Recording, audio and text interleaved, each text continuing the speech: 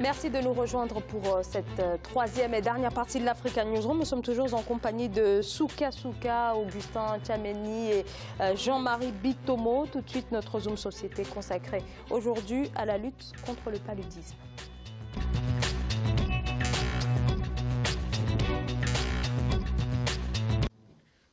Le paludisme, chaque année dans le monde, 400 000 personnes y succombent. L'Afrique concentre 90% des cas mortels. Mais depuis 15 ans, l'incidence du paludisme est en baisse constante, 41% selon l'Organisation mondiale de la santé. Mais malgré ce recul, cette maladie infectieuse est encore loin d'être éradiquée. Illustration au Burkina Faso où le paludisme est toujours aussi dévastateur. Reportage Jean-Paul Ouedraogo. Avec plus de 2 millions de cas recensés en 2017, le paludisme a continué de faire des victimes au Burkina Faso. Le ministère en charge de la Santé, qui dresse cette année encore un triste bilan de l'épidémie, a indiqué dans un récent rapport qu'elle reste la première cause de consultation et de décès, malgré qu'elle ait reculé de 50% dans le pays. Burkina Faso, en 2016, les données statistiques montrent une forte incidence de la maladie. Près de 10 millions de nouveaux cas enregistrés, soit 514 cas pour 1000 habitants. À peu près une personne sur deux fait la maladie au Burkina Faso chaque année. Avec malheureusement par an plus de 4000 décès dus au paludisme. Ce tableau n'est pas reluisant, bien qu'il soit en baisse, car il y a 5 ans, il y a 10 ans, c'était 8000 morts, c'était 10 000 morts. Toujours selon les statistiques, les enfants burkinabés de moins de 5 ans sont ceux-là qui subissent les dommages les plus importants. En dépit de l'effectivité de la gratuité des soins pour la femme et l'enfant, ce constat se confirme aussi dans de nombreux centres de santé de la capitale, à l'instar du district sanitaire de Nongromassom, dans l'arrondissement 4. Vous voyez en période palustre ici, il y a beaucoup de fréquentation et même sous les arbres, il y a des patients qui sont alités parce qu'il n'y a pas de place à l'intérieur. En 2017, on a eu près de 2200 mises en observation. C'était l'un des districts qui était en tout cas vraiment touché, puisque les données qu'on recevait chaque fois, se prouvaient que l'épidémie était sévissait vraiment dans notre district. Bien qu'il existe à ce jour un vaccin et un traitement préventif, l'un des moyens de se protéger du paludisme demeure l'utilisation de la moustiquaire, qui du reste continue de faire ses preuves. Ce mercredi 25 avril 2018, le président du Faso, dans une déclaration, a appelé à la densification du front de la lutte contre l'épidémie. Un combat qui passera également, selon le chef de l'État, par une forte mobilisation de ressources financières internes destinées à la lutte contre l'épidémie. Voilà donc pour le Burkina Faso. Et selon l'OMS, de manière globale en ce qui concerne le continent africain, 7 pays pourraient ne connaître aucun cas de paludisme d'ici à 2020. Parmi ces pays, l'Algérie, qui devrait être le premier toujours selon l'OMS. On a également des pays comme le Botswana, Cap-Vert, les Comores ou encore l'Afrique du Sud. Une bonne nouvelle donc, mais ces pays, voilà, comment dirais-je, ça montre que d'un côté, on a des pays qui avancent sur la question, des avancées donc dans la maladie, et puis de l'autre, on a des pays où voilà, les avancées ne sont pas si remarquables que cela. Souka, comment expliquer ces disparités? Hélas, il faut d'abord comprendre que le paludisme, c'est le moustique. Dans ce pays, les gens mouraient de paludisme, qu'ils appelaient la malaria. Ils ont assaini la Camargue, parce que dans le sud de la France en tout cas, ils ont assaini et chassé le moustique. Moi, je suis nostalgique de notre époque, où les services d'hygiène passaient dans les maisons, on contrôlait s'il y avait des points d'eau et on a séché les... C'est ça la lutte. Au départ, il faut lutter. Bon, après... les médicaments, les soins, ça, le travail préventif n'est pas bien fait. Dès lors, bon, on a le constat présent. On va lutter, on attend le vaccin. Paraît-il que on a trouvé un vaccin contre la malaria, mais bon, c'est triste. Augustin Tchameney. Alors, Le paludisme, c'est l'une des maladies de la pauvreté par excellence. Je place là au même rang que le choléra, etc. Vous avez cité certains pays qui seront affranchis de cette maladie-là à l'horizon 2020.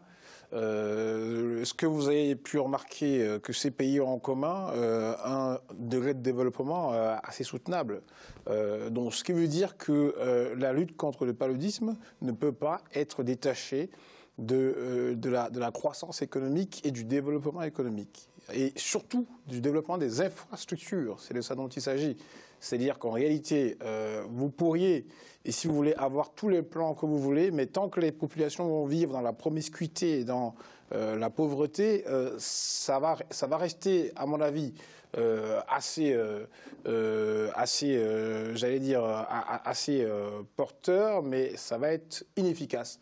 Parce qu'une fois de plus, il faut détruire les souches de paludisme, si vous voulez, les foyers de moustiques. Et alors, on peut considérer effectivement aussi qu'on peut parvenir, comme on a réussi à le faire en Europe, à détruire les moustiques nuisibles. Mais ça, une fois de plus, cela dépend d'une haute technique, j'allais dire médicale, qui n'est peut-être pas encore à notre portée. Et je vais juste ironiser en rappelant que la plupart de nos États ont indiqué leur émergence en 2035, mais il me semble que l'OMS a indiqué dans ses statistiques qu'aucun de ces pays qui sont émergents en 2035 ne serait éradiquant du paludisme. Donc, ce qui veut dire qu'effectivement que... Ni même si l'émergence sera d'actualité. Hein. Bien entendu, bon. Vous comprenez bien oui. que... Voilà. Oui. Alors, on a cité des pays comme les Comores, Cap-Vert. Est-ce que ce n'est pas aussi une question de volonté politique, puisque ces États ne sont pas forcément plus développés ou plus riches qu'un pays comme le Burkina Faso, par exemple? Moi, je repartirai là-dessus, comment dirais-je, à la source. M. Soukasouka a exposé le volet prévention en tant que tel. Cette problématique qui nous concerne là, je vais l'aborder, c'est-à-dire sous deux volets différents. Vous avez le volet préventif qui regarde l'assainissement de nos villes africaines en tant que telles.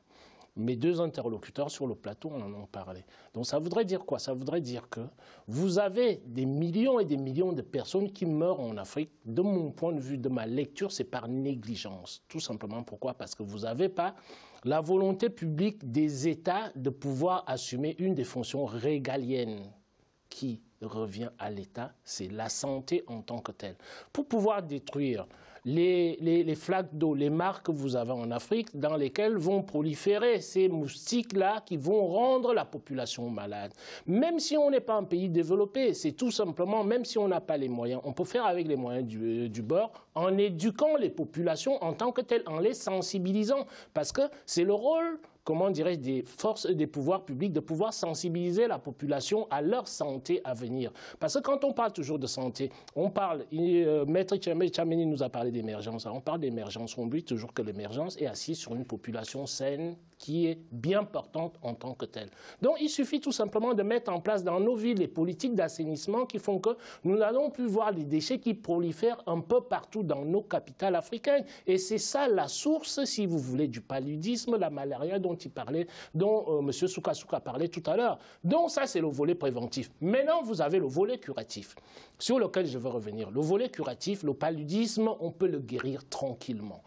Les gens vont me dire que je regarde toujours vers l'extérieur, je veux toujours affranchir les Africains de leurs responsabilités et tout ce qui s'ensuit. Non, ce n'est pas vrai. Vous avez des chercheurs dans les pays en voie de développement qui ont fait des recherches sur la malaria. Dans les années 80, vous avez un Colombien qui a trouvé, comment dirais-je, un remède pour pouvoir guérir la malaria qui n'a jamais été commercialisé en tant que tel. Deuxièmement, à l'heure actuelle où je parle là, vous avez un Zaïre, comment dirais-je, un Congolais, l'ex-Zaïre, qui est parti faire la vérification empirique dont je parlais tout à l'heure là sur le terrain. L'expérimentation scientifique a été faite en laboratoire. Et il est parti faire la vérification empirique en prenant les produits africains. Vous avez un arbre en Afrique qui permet de pouvoir, comment dire, guérir le paludisme. Et c'est-à-dire, et ce Congolais-là, il n'est pas parti le faire dans un coin. Qu'est-ce qu'il a fait? Il a fait, comment dirais-je, l'expérience, c'est-à-dire prendre deux types de populations. Une, c'est-à-dire à laquelle on inocule les produits chimiques occidentaux et les produits africains. Et il s'est aperçu que les produits africains étaient supérieurs, si vous voulez, aux produits synthétiques chimiques en provenance de l'extérieur. Et qu'est-ce qui s'est passé? Qu'est-ce qui s'est passé que j'ai fini, Zara? Après, 2 secondes, Jean-Marie, s'il vous plaît. Qu'est-ce qui s'est passé? L'OMS a posé son veto.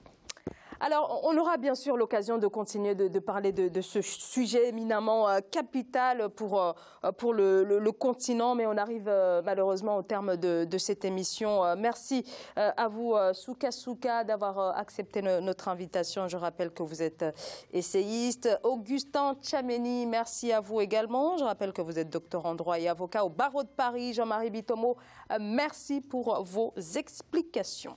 Bonsoir Zara et bonsoir à toutes nos téléspectatrices et tous nos téléspectateurs. Fin donc de cette Africa Newsroom. Merci de nous avoir suivis. Je vous retrouve demain. Très bonne soirée. On a fait 1 heure. Ça va vite, hein, ça va très vite.